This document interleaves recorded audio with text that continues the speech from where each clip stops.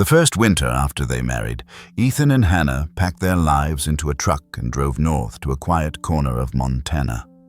He was a forestry ranger used to the rhythm of pine forests and the crackle of radio calls from fire crews. She was an art teacher, her hands always carrying the smell of turpentine and chalk dust. They had chosen this small log cabin near Flathead National Forest, not only because it was affordable, but because it promised something they both craved: stillness and space for a family they dreamed of starting. The dream, however, proved elusive. For 5 years, Hannah's body refused the promise her heart whispered. 2 miscarriages, long nights of tears, and the kind of medical bills that leave permanent dents in kitchen drawers stacked with envelopes. Each disappointment left the house a little quieter. Friends with children grew more distant. Family dinners more painful. The desire for a baby never faded, it only grew heavier. Ethan tried to fill the silence with his work. He came home smelling of smoke and pine resin, with stories of lost hikers or encounters with grizzly bears up in Glacier. Hannah tried to bury herself in her sketchbooks, drawing children's illustrations she longed to see reflected in her own life. But no painting could heal the ache. Then, one summer, a wildfire tore through a stretch of forest not far from their cabin. Ethan spent days out on the line clearing brush, guiding helicopters into smoky canyons. After the flames retreated, he was sent back to survey the damage. That's where he found the cub, small, soot-streaked, trembling against a fallen log. Its mother, nowhere in sight. Most animals, even black bears, know to run from fire. This one must have been separated during the chaos. Ethan radioed the wildlife center, but they were already overrun with rescues. Every kennel was full hawks, fox kits, fawns with singed hooves. They told him if he could keep the cubs safe for a few days, someone would come. But those few days stretched into weeks. And during that time, something began to change inside their home. Hannah named her Scout. The cub was skittish at first, pacing corners, refusing food unless Ethan left the bowl and stepped away. But Hannah was patient. She sat on the floor, sketching quietly, letting Scout sniff the air, decide on her own terms. Within days, the bear cub crept closer. Within weeks, she was curling in a blanket by Hannah's chair, paws twitching in dreams. This wasn't a planned adoption. They both knew the rules. All black bears are wild animals, not pets. Montana law required permits for long-term rehabilitation, and only under strict conditions. Ethan filed the paperwork, expecting the cub would one day be released back to the forest. Yet the forest fire had left scars. Scout's paw pads were burned, and one hind leg carried a limp that made her clumsy. Biologists warned she might never survive alone. For Hannah and Ethan, the thought of sending her back to fend for herself was unbearable. The Wildlife Board hesitated, but Ethan's credentials as a ranger and his isolated cabin swayed them. A rare exception was made. From that moment, Scout wasn't just a visitor, she was family. Their neighbors were less forgiving. Some whispered about that couple with the bear cub when they shopped in town. Others warned them, "You're asking for trouble." Bears belong in the wild. They weren't wrong. Black bears can weigh 200 pounds by the time they're adolescents. They are curious, unpredictable, powerful, but inside the Thompsons' home, Scout grew up differently. She slept near the hearth, padded after Hannah with soft huffs, and pressed her nose against Ethan's boots when he came home late. It was as if the cub recognized she had been chosen, and in return, she chose them back. Looking back, Hannah would say that Scout gave her a reason to hope again, a creature who needed her at a time she felt useless to the world. Feeding bottles, cleaning up messes, staying awake at night, listening for every shift and rustle, those rituals mirrored the motherhood she had longed for. Scout filled the hollow spaces. And yet beneath the comfort, there was an undercurrent of unease. Ethan could never quite ignore the fact that no matter how gentle Scout appeared, she remained a wild animal. Her claws grew faster than Hannah could trim them. Her strength multiplied month by month. A single paw, placed too hard on Hannah's shoulder, reminded them both what she really was. There was love, yes, but always love laced with caution. Here lies the lesson most people miss: love doesn't erase reality. It can't undo biology or bend instincts. Keeping Scout was not simply an act of compassion. It was a daily negotiation between the world of humans and the wild heartbeat of a bear who did not fully belong to either. Most families choose cats or dogs because their instincts have been shaped by centuries of living beside humans. Scout was different. She was born of fire stitched by survival. That edge never disappeared. But maybe Hannah often thought that edge was exactly what they needed. Because something about Scout's gaze, those cold, dark eyes fixed on hers, carried the weight of understanding. She watched Hannah in a way that made her feel seen, not as a woman broken by infertility, but as a woman still capable of nurturing life. To explain it simply, Scout wasn't just a substitute child. She was proof that connection doesn't always follow bloodlines. That sometimes healing comes wrapped in fur and silence, carrying lessons no doctor could prescribe. And there was a mystery too. Even early on, Scout seemed to anticipate moods, tensions, unspoken shifts in the house. If Hannah cried quietly at night, Scout would nudge open the bedroom door and settle at the bedside. If Ethan came home tense after a dangerous fire season, Scout would hover by his boots, refusing to move until he knelt to stroke her head. Science tells us black bears have sensory powers beyond our comprehension. Their sense of smell can detect food miles away. Their hearing sharper than most domestic animals. But what do we call it when they seem to smell grief, to hear disappointment, to sense hope before it even announces itself? That is where the line blurs between instinct and something else entirely. For the Thompsons, that something else would soon matter more than they could ever imagine. As summer rolled into autumn, Hannah noticed Scout's patterns shifting. The bear grew more protective, more deliberate in where she lay, whom she allowed near. At first, it seemed like a quirk, but the truth was waiting hidden just beyond their understanding. A truth that would change not only their family, but the way an entire town viewed one small black bear cub. And it all began with a discovery in Hannah's own body, something Scout seemed to know long before the humans did. By the time autumn pressed its cool breath against the windows, Scout was no longer the tiny soot-streaked cub Ethan had carried out of the burned forest. She was stronger, her frame filling out with muscle, her dark coat gleaming. Yet for all her growth, her center of gravity remained tethered to one person, Hannah. Every evening after work, Ethan would find Scout not in her bed near the hearth, but in the hallway outside the master bedroom. She seemed to stand, watch patient and still until Hannah retreated for the night. Then she padded in, circled twice, and curled up against the side of the bed where Hannah's hand could reach her fur. At first, Ethan chalked it up to habit.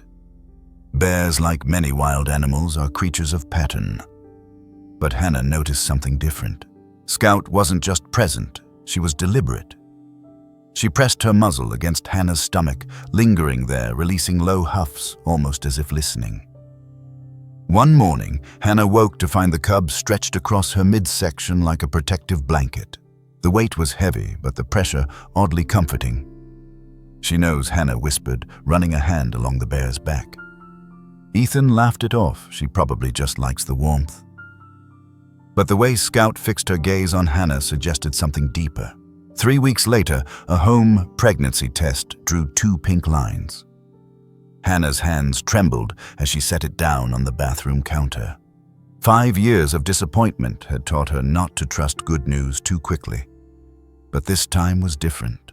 Scout had been trying to tell her all along. The first ultrasound confirmed what the bear already seemed to sense. Hannah carried a child. And from that moment, Scout's behavior shifted in ways both wondrous and unsettling. She refused to let Hannah walk to the kitchen alone. If Ethan left on patrol, Scout stationed herself in the living room, alert to every creak of the cabin. At night, she no longer lay near the bed, she climbed beside it, positioning herself with her head resting just inches from Hannah's belly. Why do animals know these things? Before we do, science has begun to peel back some of the mystery. Black bears, like Scout, have one of the most powerful olfactory systems in the animal kingdom. Their sense of smell is estimated to be 7 times more sensitive than a bloodhound's. They can detect food miles away, and biologists believe they can read hormonal shifts in other creatures through scent alone. Pregnancy changes everything. Hormones like progesterone and estrogen spike. Body chemistry transforms body temperature, fluctuates. What to us feels invisible may scream like a siren to an animal built for detection. And it isn't only bears. Dogs are trained to smell cancers, seizures, or even blood sugar drops in diabetics. Cats have been known to curl beside nursing home residents hours before they passed, as if sensing the approach of death. Horses respond to subtle changes in heart rate and tension. The animal kingdom has a library of sensory tools that humans lost long ago. But with Scout, it felt like more than biology. She wasn't just reacting to chemical signals, she was responding with intent. She guarded, positioned, adapted as though she understood the stakes. Hannah began sketching again, but now her illustrations were filled with images of bears and children. Wild creatures bending close to cradle fragile lives. In those drawings, Scout always appeared not as a threat, but as a sentinel. And perhaps that was the lesson hidden in plain sight. Sometimes protection comes from where society least expects it. Neighbors continued to warn them, what happens when the baby cries that bear will see her as prey? You're gambling with your child's life. Ethan didn't dismiss the concerns. He enforced rules, doors locked. Scout kept to certain rooms, constant vigilance. Yet even he couldn't deny the pattern. Scout had become less like a rescued animal and more like a self-appointed guardian. Hannah noticed that when she painted late at night, Scout's ears would flick toward her as though monitoring her breath. If she shifted uncomfortably in her chair, the bear rose immediately ready. One evening, Hannah nearly fainted from a dizzy spell. Scout nudged her arm, pressed until she sat down, and only relaxed once Ethan returned and carried her to bed. To call this instinct is one thing, to call it intuition is another. Perhaps the truth is both. Bears in the wild have extraordinary maternal instincts. Black bear mothers den with their cubs for months, nursing and grooming, keeping them alive through brutal winters. A mother bear will fight larger predators, wolves, mountain lions, even humans to shield her young. That programming doesn't simply disappear because Scout was raised in a cabin instead of a cave. Isn't this dangerous? Absolutely. Wild animals can never be fully domesticated, and the risk is real. Yet there are moments when risk intersects with grace. The Thompsons understood the gamble, but they also understood the gift. This is where perspective matters. For years, Hannah had seen her body as broken. Infertility had carved a canyon through her confidence, convincing her that nurturing was something she could never give. Scout's protective gaze reframed that story. The bear wasn't guarding emptiness, she was guarding possibility. And when that possibility became a child, Scout intensified her role. Here lies a fresh perspective. Perhaps healing doesn't always arrive as a cure. Sometimes it arrives as recognition the moment you are seen by another being, human or animal, as still capable of love. That recognition plants hope, and hope can change everything. But hope rarely arrives without shadow. As Hannah's belly grew, so did Scout's vigilance. Visitors were tolerated less. Delivery drivers found themselves watched from the edge of the driveway by a bear who refused to retreat. Even friends noticed the tension. They joked nervously that Scout was acting like an overbearing grandmother. Ethan's mother, who visited often, was uneasy. "You're setting yourselves up for heartbreak," she warned. "One day that bear's instincts will turn and you'll regret ever letting her stay." Hannah listened politely, but inside her trust was unshakable. She believed Scout had chosen them, and more importantly, chosen the baby. Still beneath her certainty pulsed a quiet question she didn't dare voice. What if the others are right? What if I'm blinded by love? That question hovered through the last months of pregnancy, never quite answered.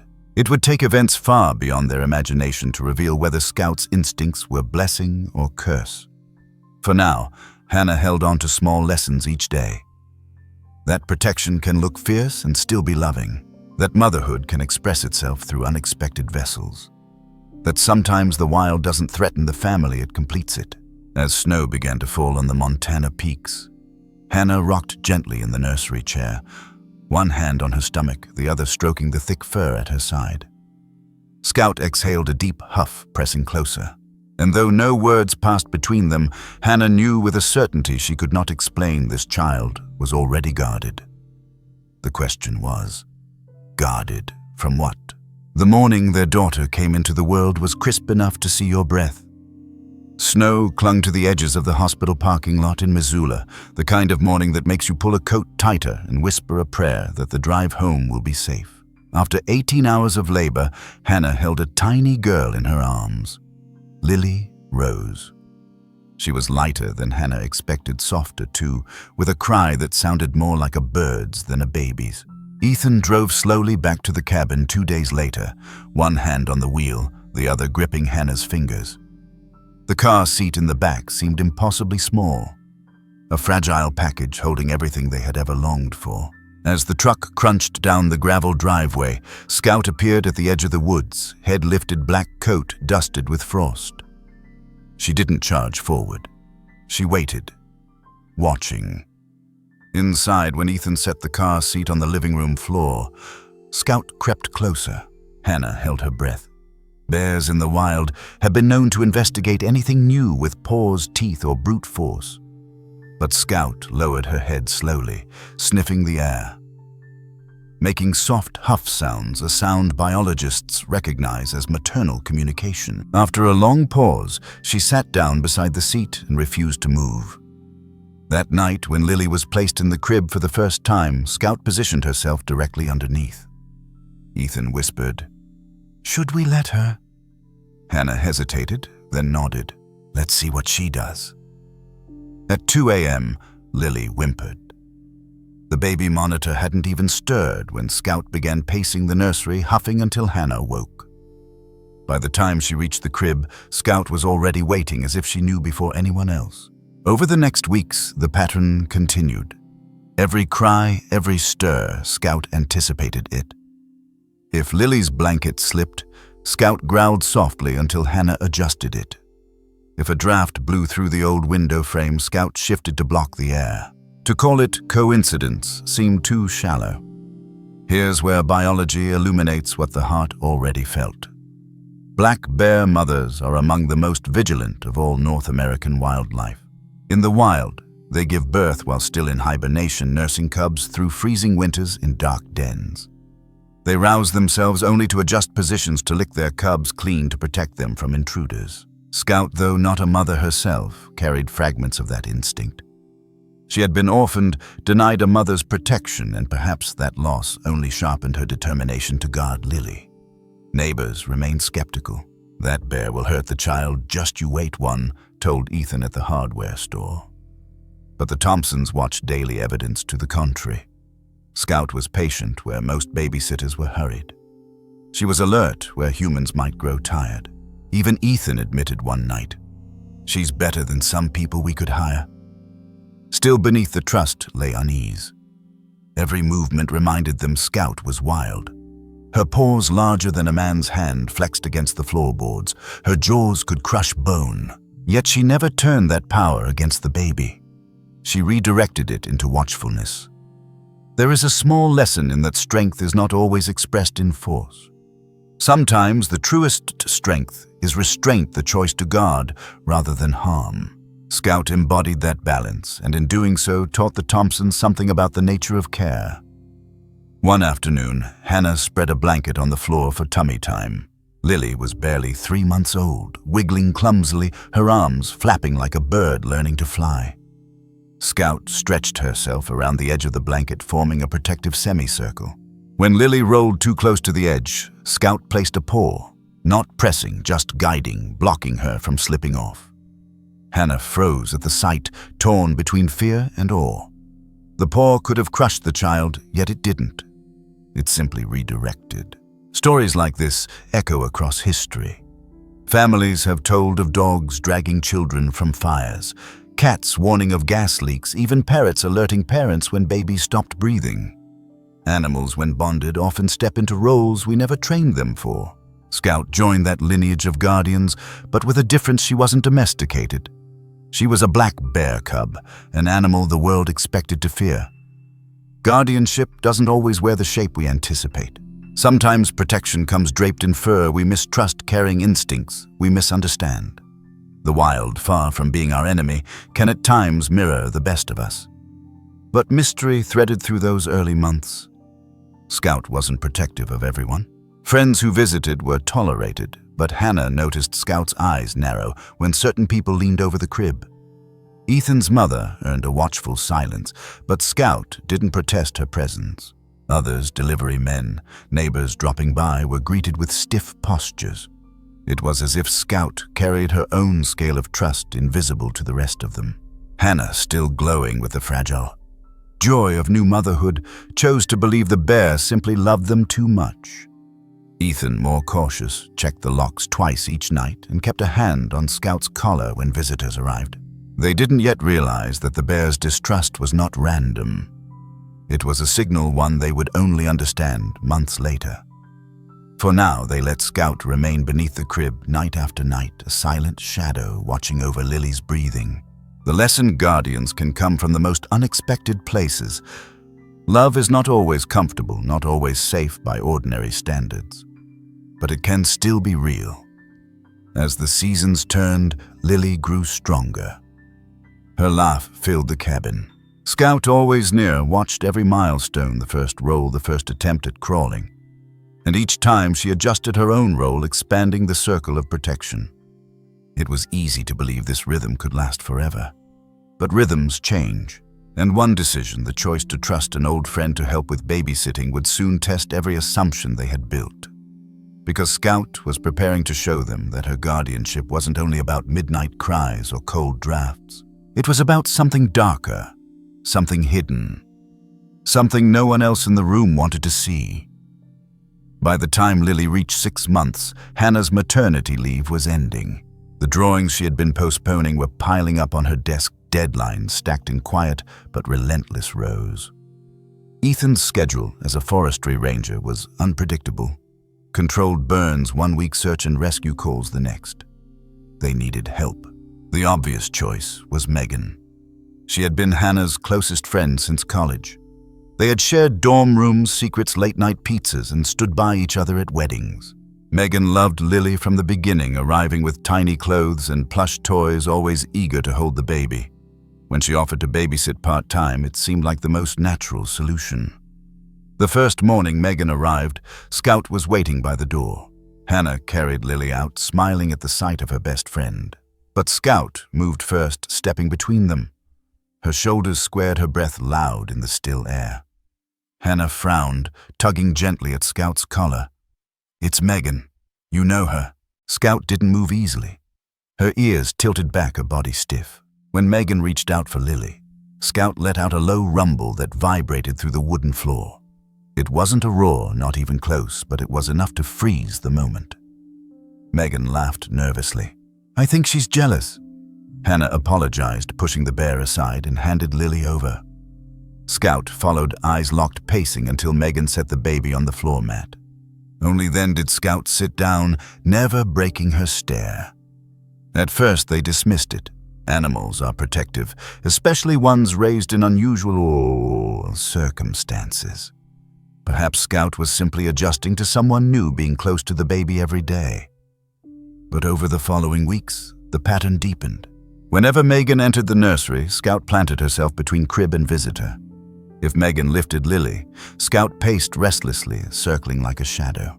One afternoon, Megan laid Lily in the crib after a nap. Scout growled, pawing the ground until Hannah came in. When Hannah picked up the baby herself, Scout immediately settled. The difference was too stark to ignore. Here lies the explanation. Animals perceive the world differently than humans. Their senses detect subtleties invisible to us. Pheromones, shifting with stress, micro-expressions that betray intention, even the faint change in heart rate when someone masks a lie. Science confirms that dogs are used in airports to detect fear as much as contraband horses respond to riders' hidden anxiety, and cats sense illness before medical tests reveal it. Black bears with olfactory systems unmatched by almost any mammal can decode a library of signals in a single breath. So perhaps Scout wasn't acting out of jealousy. Perhaps she was responding to something Hannah and Ethan couldn't yet see. But at the time, Hannah leaned on loyalty. Megan had been her anchor for years. To question her felt disloyal, almost unthinkable. She reassured herself with excuses. Scout was simply territorial, overprotective, maybe even confused by the scent of perfumes or lotions. And yet, every time Megan left, Scout's body relaxed. The house seemed to exhale. The small lesson here is subtle but powerful. Trust is often given where history exists, but instinct isn't bound by history. Animals do not weigh friendships or past kindness. They respond only to what is present, to what is true in the moment. That contrast between human loyalty and animal instinct was beginning to stretch wide. Still, Ethan couldn't dismiss what he saw. "She doesn't act like this with anyone else," he whispered one evening as they watched Scout settle under Lily's crib. "Not my mom, not the neighbors. Only Megan."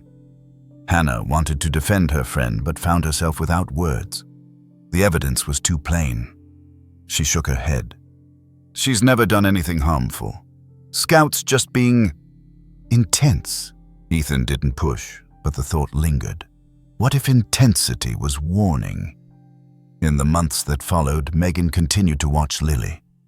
Outwardly, nothing seemed wrong. She sang songs, fed bottles, took pictures of the baby's smiles. But Scout never relented. She hovered closer, hissed softly. If Megan leaned too far, positioned herself so no step could happen without passing her watch. Friends who visited noticed. "She really doesn't like your babysitter," one remarked after witnessing Scout wedge herself between Megan and the crib. Hannah laughed it off, but later that night as she rocked Lily to sleep, the unease returned. The fresh perspective here is worth noting. Society often dismisses animal behavior as quirks or coincidence. Yet countless stories reveal otherwise. Dogs bark at intruders minutes before alarms trip. Cats pace at doors seconds before earthquakes hit. Horses shy away from riders whose hearts pound too fast. Perhaps Scout's distrust wasn't a fluke. Perhaps it was a message. But humans bound by politeness and history often silence those messages until they cannot be ignored. That was exactly what was coming. For now, the Thompsons lived in the tension caught between love for a trusted friend and faith in a bear's unblinking eyes. Scout didn't speak. She didn't explain. She simply watched, never letting Megan and Lily exist in the same space without her intervention. And one night, when Ethan and Hannah decided to take their first evening out since Lily's birth, Scout would prove her judgment in a way no one could dismiss. Because the bear was not jealous. She was right. 8 months after Lily's birth, Ethan and Hannah finally allowed themselves a date night. They hadn't sat in a restaurant together since before the baby. Megan offered to babysit. She smiled, promised everything would be fine, and waved them out the door. Hannah hesitated on the porch. Scout stood behind the screen, head low, eyes locked on Megan. "She'll calm down," Hannah whispered, convincing herself more than the bear. Ethan squeezed her hand. "One night, that's all." They drove into town, ordered pasta, tried to talk about ordinary things. But Hannah couldn't shake the feeling. Her fork scraped the plate as she admitted, "I keep hearing Scout's growl in my head. What if she's telling us something we don't want to hear?" Before Ethan could answer, his phone lit up. Megan's name. He put the call on speaker. Her voice came through sharp with panic. "You need to come home now." Hannah's chest tightened. "Is Lily okay?" Megan rushed. "She's fine. But the bear, she's gone crazy. She trapped me in the bathroom.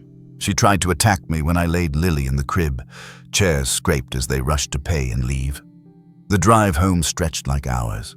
Headlights bounced off pine trunks, gravel spat under the tires. Hannah's mind spun images, Scout turning feral claws, flashing Lily, crying alone. Ethan kept one hand tight on the wheel, the other gripping his radio in case he needed to call animal control. They pulled up to silence, broken only by Lily's faint cries through the cabin walls. Inside, they found her standing in the crib, face red with tears.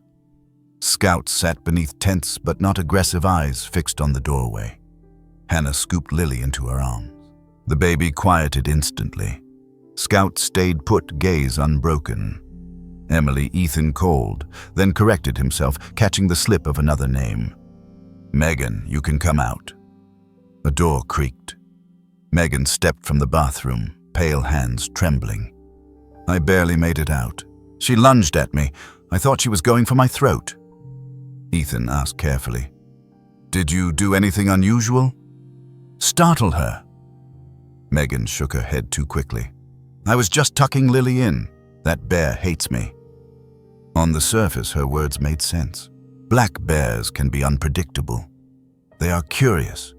They defend food and space, and their power makes even small outbursts dangerous. But something in Ethan's gut refused the explanation. Scout hadn't lashed out randomly in 8 months.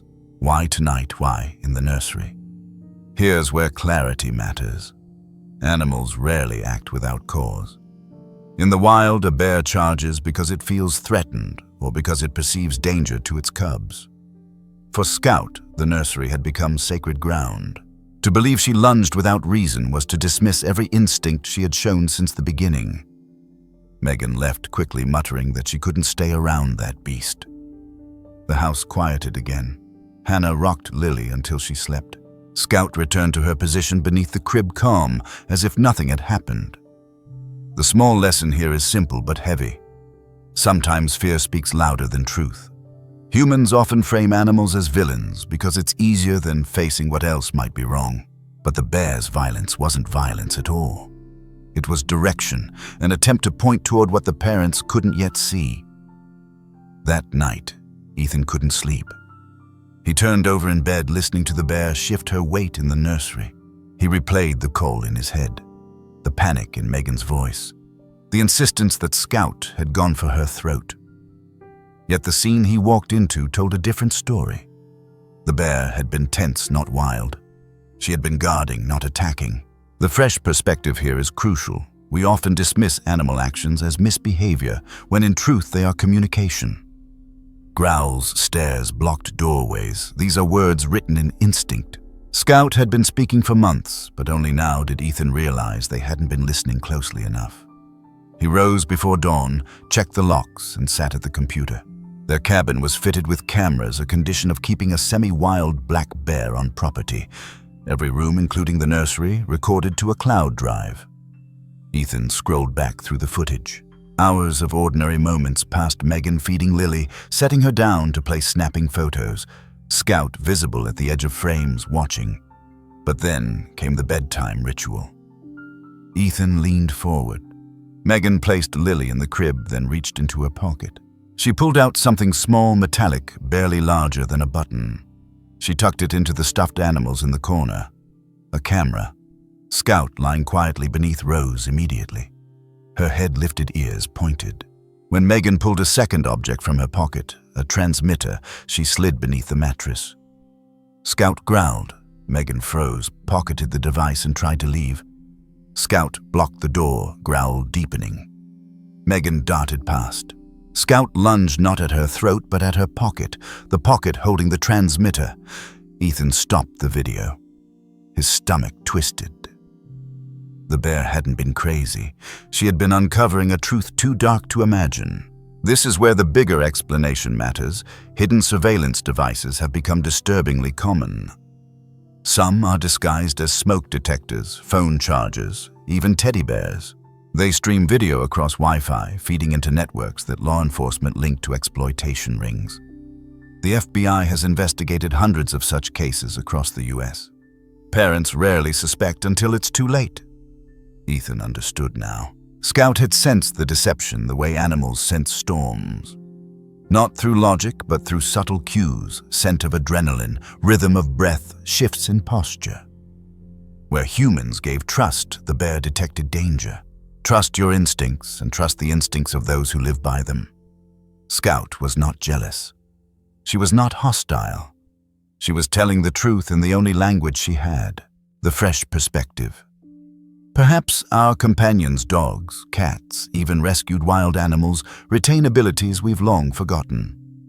They remind us that survival depends not only on reason, but on sensing the unsaid, the unseen. And when they act, it is often on our behalf. That night, Ethan sat Hannah down and showed her the footage. Her hands flew to her mouth, tears spilling as she whispered, "She knew all along." Scout shifted in the hallway, golden eyes catching the early light. She hadn't been a threat to their daughter. She had been the shield, but the story wasn't finished. Devices hidden in the nursery meant a danger larger than their home. It meant network servers and predators beyond their walls. And as Ethan picked up the phone to call the police, the family realized that this night of confrontation was only the beginning. The morning after that sleepless night, Ethan brewed coffee he never drank. His hands shook too much to lift the cup. He sat at the old desk near the window, the one that overlooked the pines, and opened the security system on his computer.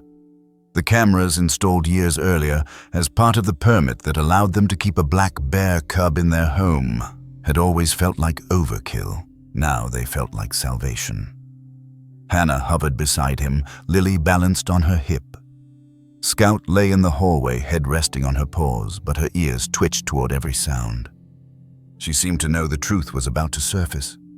At first, the footage was ordinary.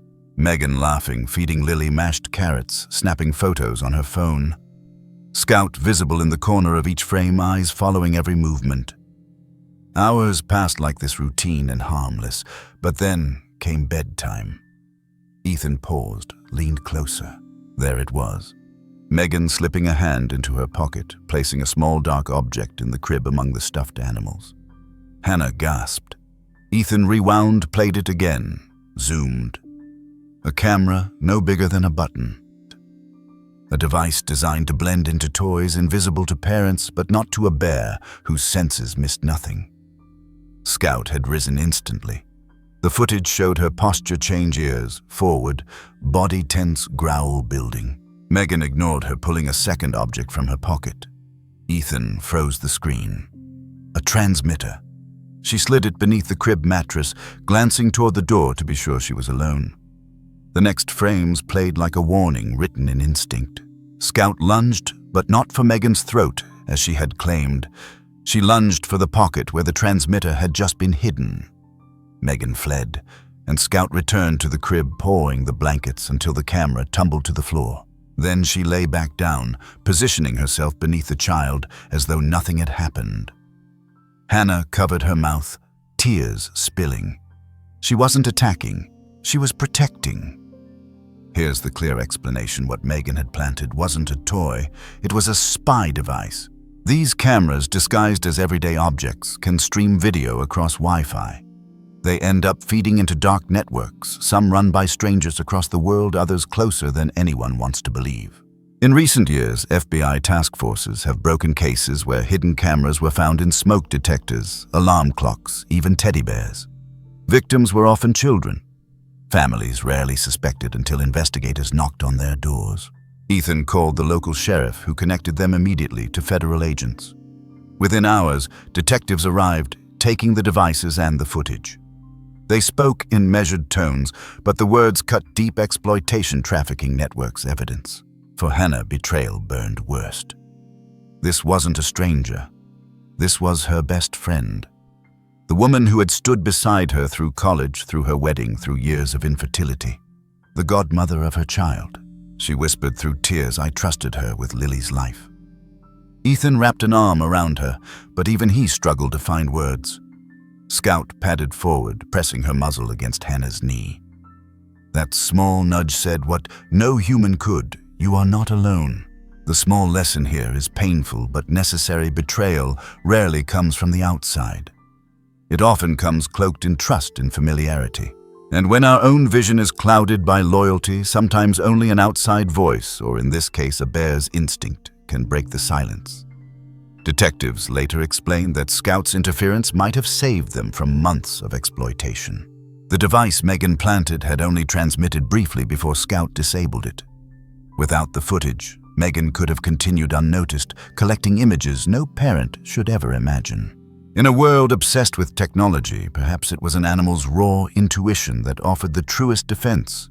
Humans rely on apps, monitors, alarms.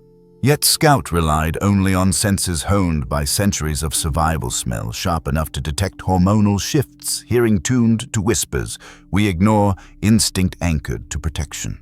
She saw danger not in code or wires, but in the way Megan's body shifted, the way her scent changed when she hid her intent. For the Thompsons, the psychological impact was heavy. Hannah wrestled with guilt. I brought her into our home. I put her near Lily. Ethan wrestled with doubt. Could they ever fully trust another human again? Scout became more than a guardian. She became their compass. Law enforcement took over, tracing the devices to servers across state lines. That meant federal jurisdiction. The FBI cybercrime unit connected Megan to a ring already under investigation. She was arrested within days. The news left the community stunned. To the outside world, Megan was a friendly face at the grocery store, a woman who loved babies. But behind that mask, she had been part of something darker. Neighbors who once criticized the Thompsons for raising a black bear cub now knocked on their door, some with casseroles, others with apologies. One said, "Maybe that animal saved more than just your little girl." Ethan nodded. He understood now that Scout's role wasn't an accident. She wasn't simply a pet, or even just a rescue. She was proof that instinct, when respected, can protect where reason falters. Pay attention to the guardians you didn't expect. Sometimes a dog barking, a cat refusing to leave a room, or even a black bear cub pacing outside a crib isn't nuisance, it's a message. Learn to translate it before dismissing it.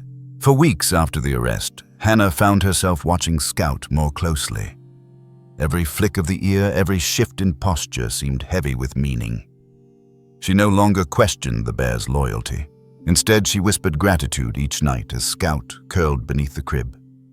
Gratitude for a bond that defied logic, for protection that spoke louder than betrayal.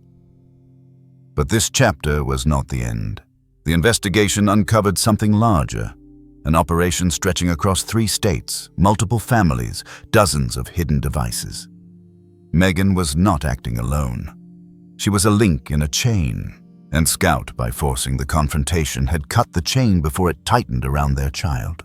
The mystery now shifted what would happen when the world learned of a black bear cub who exposed crimes humans had overlooked. How would media neighbors and the law reconcile fear of the wild with gratitude for what the wild had just saved?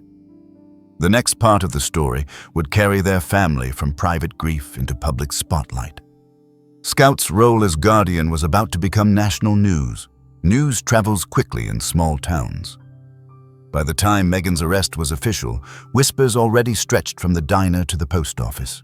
People who once admired her cheerful babysitting stories now looked at each other with questions they didn't want to voice aloud. And at the center of those whispers sat the Thompson family and the black bear cub who had uncovered the truth. Detectives visited often in those early weeks. They sat at the kitchen table with laptops open, explaining that the devices Megan planted were connected to a server across state lines. That meant federal charges.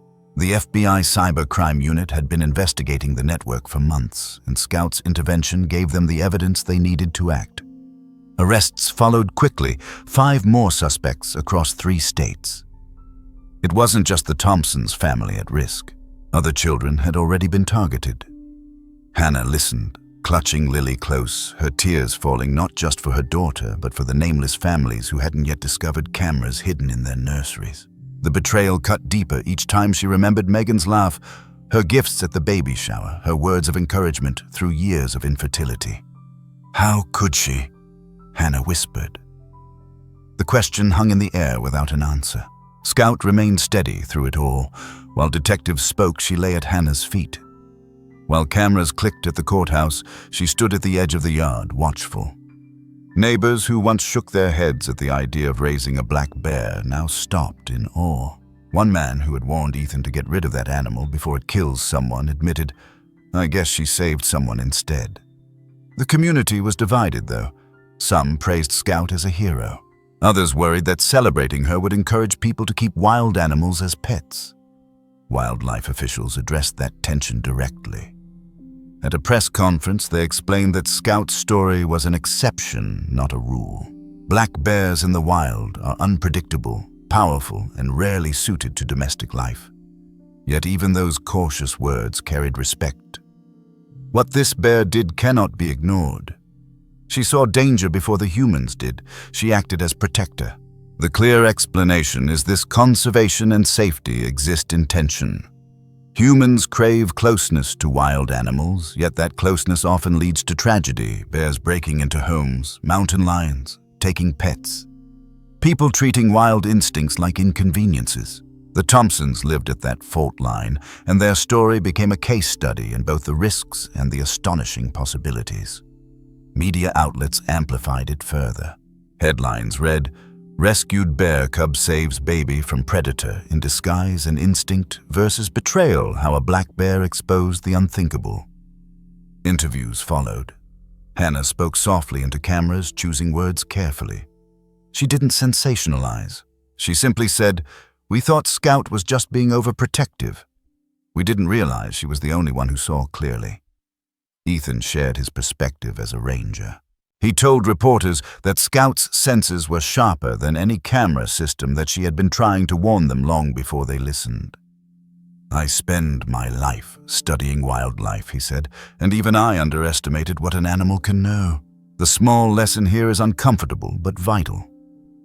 The people we trust most may not deserve it, and the creatures we underestimate may be the ones holding the truth. Trust must be earned, not assumed. Scout earned it every day." The fresh perspective came from conservationists who stepped forward. They reminded the public that black bears are not villains. Too often headlines portray them as threats raiding trash cans, wandering into suburbs, or startling hikers. But Scout's story revealed another truth: these animals carry instincts as old as the forests they inhabit. Instincts that, when given space, can align with our survival rather than against it. Neighbors wrestled with their own responses. Some admitted they had avoided the Thompsons out of fear. Others said they envied the bond they saw. Children in town began drawing pictures of bears with capes, taping them to the Thompsons' mailbox. Strangers sent letters thanking Scout for saving not only Lily, but possibly other children who would never know her name. For Hannah and Ethan, the psychological impact lingered. Nights were quieter now that Megan was gone, yet Hannah sometimes startled awake remembering the image of her friend in handcuffs. Trust, once shattered, doesn't rebuild easily.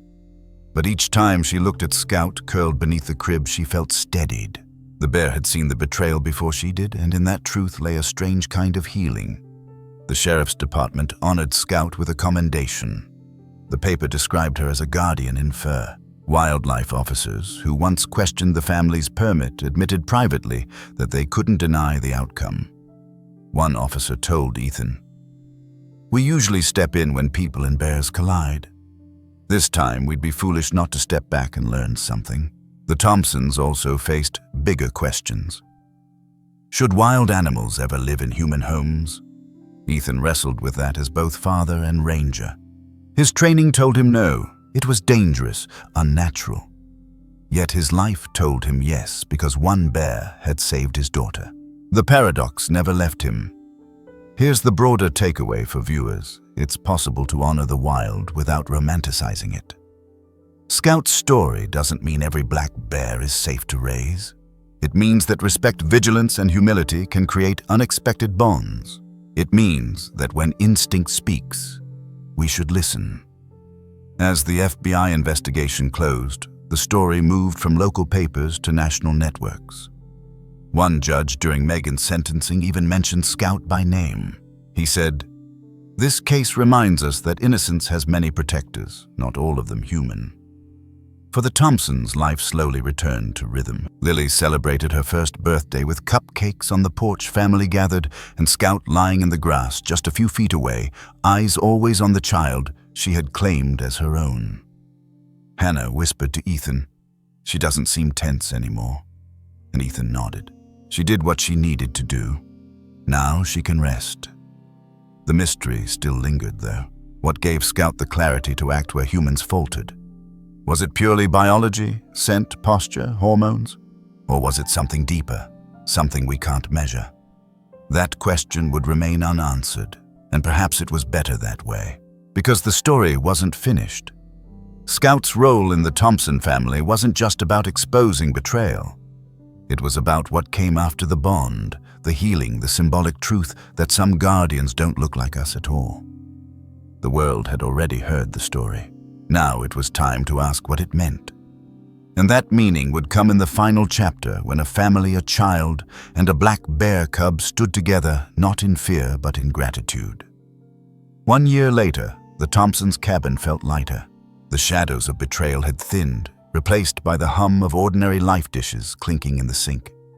Crayons scattered across the table where Hannah worked on her illustrations, the steady sound of Ethan splitting wood outside. Lily, now toddling on unsteady legs, filled the house with laughter. And Scout, no longer a cub, but not yet fully grown, remained close, always close. At Lily's second birthday, family and friends gathered in the yard. Balloons swayed against the pine trees. Hannah set a small cake in front of her daughter, who clapped her frosting-covered hands. Scout lay in the grass a few feet away, head lifted, ears alert, watching every movement with quiet devotion. Children from town who once feared the idea of a bear living with neighbors now edged closer, fascinated. Some held out cautious hands, though Ethan gently reminded them, "She's still wild, she's not a toy." Yet even in his warning there was pride. Detective Rodriguez, who had led the investigation, attended as well. She bent to speak quietly to Hannah. "You know, in all my years I've never seen anything like it. Without Scout, who knows how long it would have gone on." Hannah smiled faintly, her eyes following the bear. "I used to think she was guarding our home. Now I know she was guarding more than that. The clear explanation lies here. Protection doesn't always wear a uniform or carry a badge. Sometimes it wears fur moves on 4 paws and carries instincts honed in forests and mountains. Black bears, often misunderstood as dangerous intruders, also embody traits we value: maternal devotion, vigilance, the ability to sense danger before it arrives. Scout embodied those traits in a home where they were desperately needed. The example is vivid. When Lily stumbled near the porch steps that afternoon, Scout rose instantly, moving to block her path until Hannah scooped her up. It wasn't aggression.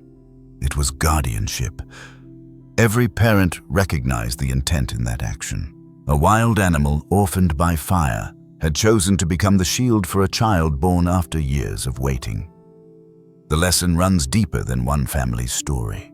We spend much of our lives dividing the world into categories: safe and unsafe, wild and domestic, friend and stranger. But reality often resists those lines. The Thompsons trusted a friend and nearly lost everything. They feared their bear would turn dangerous, but she became their salvation. It is a reminder that we must learn to see, not just with logic, but with openness, to listen to instincts our own and those of the creatures we live alongside. Knowledge supports the lesson.